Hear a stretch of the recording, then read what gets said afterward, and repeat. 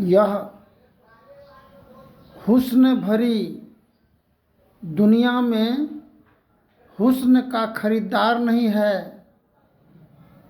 नफरत बेचने जाता हूँ तो बाजार नहीं है।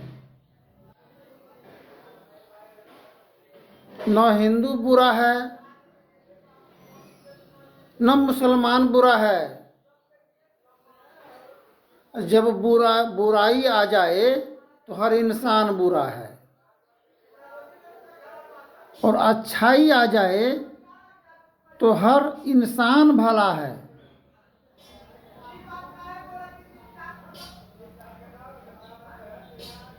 हिंदू का मतलब होता है हीन कर्म से दूर रहना। मुसलमान का मतलब है मुसल्लम ईमान रखना। धर्म के नाम पर आपसी रंजिश, एक दूसरे की लहू बहाने में लगे हुए हैं, जान लेने में लगे हुए हैं। हम लोग हत्यारा बने हुए हैं।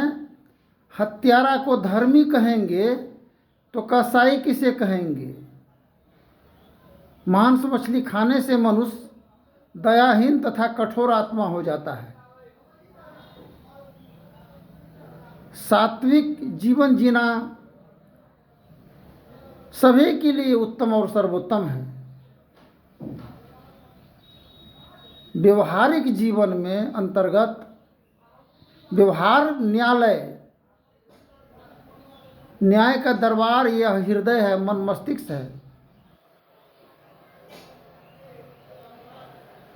एक छोटी मोटी दास्तान है। किसी के घर में पहले पत्नी स्वर्गवास हो जाती है, अंतर्गति को प्राप्त करती है, तो किसी का पति। क्या हम लोग शपथ लेकर के आते हैं जीवन साथी, हम लोग जीवन के सफ़र में साथ साथ जीवन को निर्वहन करेंगे। न ही तो कोई धोखेबाजी, न दगाबाजी, न गुस्ताखी, न नाफरमानी करेंगे। हम वचन लेते हैं साथ फेरा में, हम एक दूसरे की सहायता और पूरक बन करके जीवन सफर में साथ निर्वहन करेंगे। न आप हमसे धोखेबाजी और दगाबाजी कीजिए, न हम करेंगे गुस्ताखी। यह मोहब्बत की दीपक को रोशन करना है, जलाना है। इसके बीच में पति अपने बाल बच्चों का दायित्व का निर्वहन नहीं करे और दूसरे के साथ में संबंध रखे प्रेम का, और परिवार में विरोध उत्पन्न करे, उसे हत्यारा ही माना जाता है। पत्नी अपने पति और बाल बच्चों का सम्मान नहीं करे और अनैतिक संबंध में दूसरे के साथ में प्रेम रखे, उसको हत्यारिन माना जाता है। इस मन अंतर हृदय के अंदर में काल चक्र की परिवेश जो है, इस काल चक्र के निवारण के लिए सहमति और सहानुभूति का अति आवश्यकता है।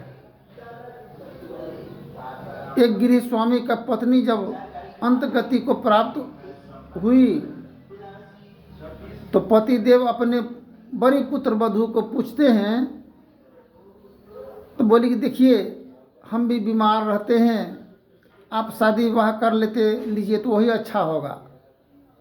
आगे चल कर के आप भी वृद्ध हो जाइएगा, आपका भी सेवा टहल करने के लिए अपना जीवन साथी का चयन कीजिए। एक पुत्र वधू को पूछा गया तो वह बोली कि नहीं, शादी विवाह करने की कोई आवश्यकता नहीं है। हम लोग सबको मिल करके आपका जीवन जितना शेष बचा हुआ है हम लोग प्रेम पूर्वक निर्वहन करेंगे। तो गृह स्वामी सोचे मन में, ये तो सही बात बोल रही है, किंतु उनके द्वारा जब सभी कार्य संपन्न हो गया भवन गाड़ी बंगला जमीन जायदाद जब उनके द्वारा सब कुछ पूर्ण जब हुआ तो अंत में उसी को घर से बहिष्कार करने की कार्य करने लगी, अपमान करके, जलील करके, बदनाम करके। ऐसे बहुत ऐसे महिलाओं को देखा जा रहा है कि पहले सास को अपमान, उसके बाद ननद को बदनाम, उसके बाद में ससुर के साथ बदसलूकी, उसके बाद पति के साथ में नाफरमानी और गुस्ताखी। या हिंदू धर्म के नाम पर ऐसे व्यक्ति कलंक हैं। हीन कर्म जब मन के अंदर से हमको समाप्त हुआ ही नहीं, सफाई कर पाए ही नहीं, तो हम लोग पूजा और व्रत उपवास केवल एक दिखावा मात्र माना जाता है।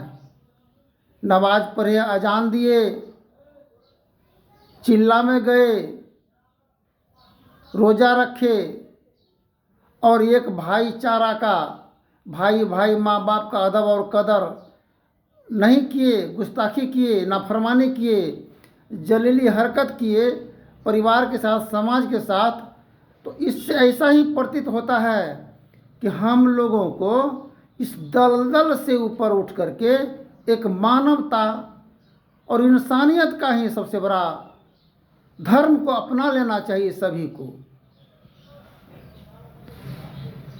बगुला अगर हंस की चाल चले तो हंस नहीं कहलाता है। इंसान जमा पहन ले, टिक्का और टोपी, सब कुछ अपने वेशभूषा, रमन चमन की दुनिया देखा, रंग रूप की नारी और वेशभूषा का साधु देखा, तो तीनों काम बिगाड़ी। हम लोग सबको ये सनातन धर्म मानव विचार के तहत थोड़ा बहुत विचार को आप सभी के सामने में व्यक्त करते हैं। हम ज़्यादा पढ़े लिखे हुए नहीं हैं, हमें सिर्फ 3 क्लास से भी पास नहीं कर पाए, फेल हो गए। माता पिता के निधन होने के बाद इसी प्रकार हम अत्र तत्र हर पंथ मत में थोड़ा थोड़ा समय दे करके इनके अंतर से सार शब्द को गही राखो, थोथा दियो उड़ान, सार शब्द का थोड़ा थोड़ा अंश भाग को जो ग्रहण किए हैं वही व्यक्त करते हैं। फिर आगे के प्रसंग बोलेंगे। धन्यवाद। जय हिंद, जय भारत।